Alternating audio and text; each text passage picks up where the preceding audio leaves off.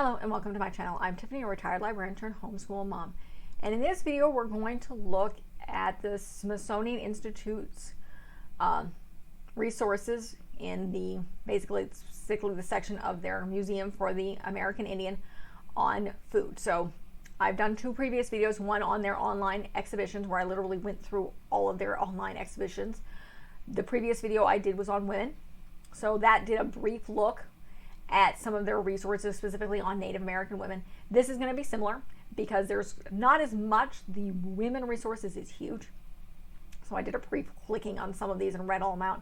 I'm going to do something similar here, but this is a mixture of video playlists, articles, blog posts on Native American food. So that's what this is going to cover. So you're going to, similar to my last two videos on this topic, you're going to get screenshots of my computer screen looking specifically at this online resource. So let's get started. Okay, so here we are with the Smithsonian, the National Museum of the American Indian. We are looking at their resources, their online resources. So we're here looking at food. So as you can see, there's a variety of different resources here. I'll read through and then I'll click on some of them here. So the first one you have is a teach-in, traditional foods sustain our bodies and spirits. So this is a video playlist. So this is going to play of different varieties of foods, videos about this teach-in, which is normally, I've been to one on my college campus back when I was an undergrad, which was about globalization, because that was the class that I was taking at the time. So essentially these are done on college campuses where you have basically it's a conference of sorts. So then you have a blog post, 7 Native American chefs share Thanksgiving recipes, an article on food sovereignty, another article on playing proposition. I'm probably mispronouncing it. It's the game of survival. So this, I think, is something they're bringing to the museum to teach about surviving with crops and farming at the museum. We have another video playlist on a symposium for chocolate chat. So this is talking about chocolate, which is native to South America.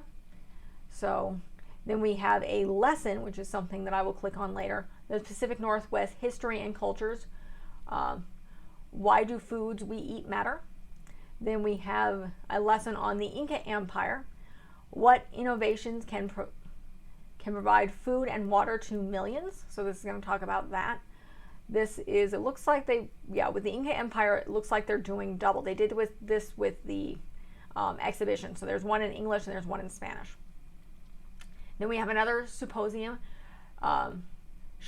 Chef's Conversation Celebrating Healthy Native Foods. Another playlist, which is another symposium, On the Table Creating Healthy Food Future. So this is talking about healthy foods. We have another video. There's quite a few videos on this one. So that's mostly what this is. The Wonders of Chocolate, Food Demonstration and Discussion. Power of Chocolate, Food Demonstration and Discussion. It looks like there's 2 of these. And then Health Benefits of Chocolate. There's quite a bit of chocolate here, which is kind of interesting. And then you have Symposium Creating a Climate of Change, a Sustainable Future for the Living Earth. And then another chocolate, Cocoa History and Science. An Uncommon Conversation. So there's a lot of chocolate here, which is interesting. It's a crop of the South America, mostly South and Central America. So it's very interesting. But I have a quick look at this one here. Open this in a different tab. Again, a lot of these blog posts and articles are from the Smithsonian they're basically Smithsonian magazine. So this is kind of interesting. There are actually a couple of recipes if you scroll down here. And yeah, so you have braised buffalo, if you can get hold of it, which actually they're farming it these days, so it's not that hard to get a hold of. And this is obviously a modern recipe, because as far as I know, cumin does not grow in this country. So that is very much an Indian thing. And then let's see. We have masa polenta. That does not sound appealing to me, but I'm not big on that. Nope. Again, this is a modernized recipe because there is Parmesan cheese.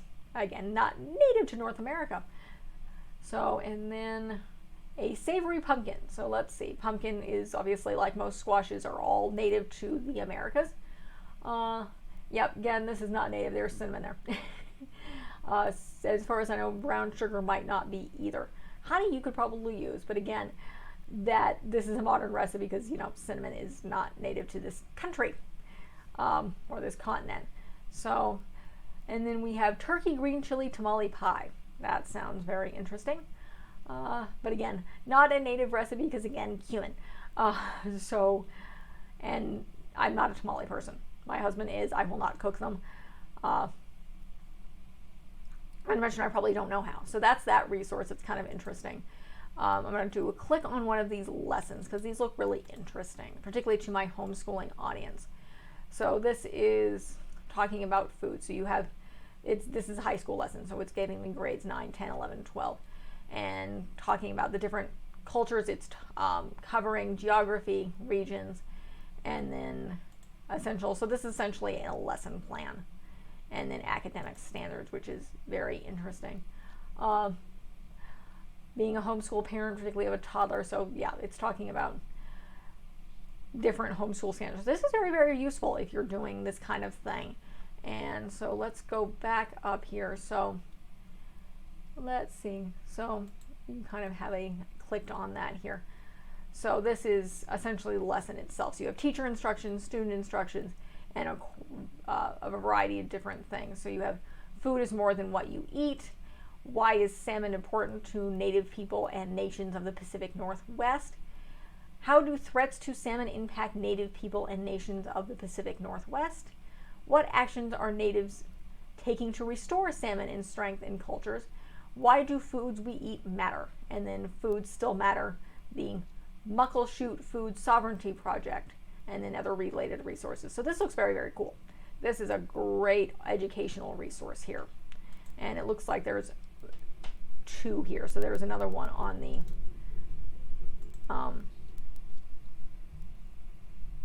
sounds like it's starting to rain here, which is unusual. It's Arizona. But so again, back to what we were talking besides me hearing random noises outside in the middle of the night.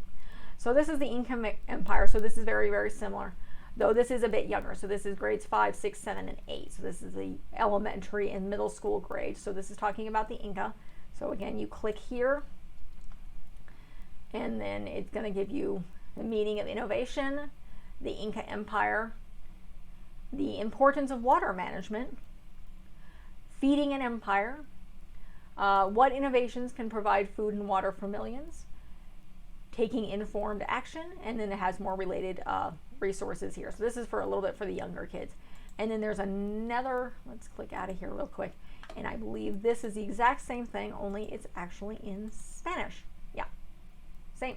It's the exact same thing, only in Spanish. So it does look like it's showing English, which is very interesting. But I'm guessing, yes, it's my computer translating, because of course it is. So that's going to be in Spanish.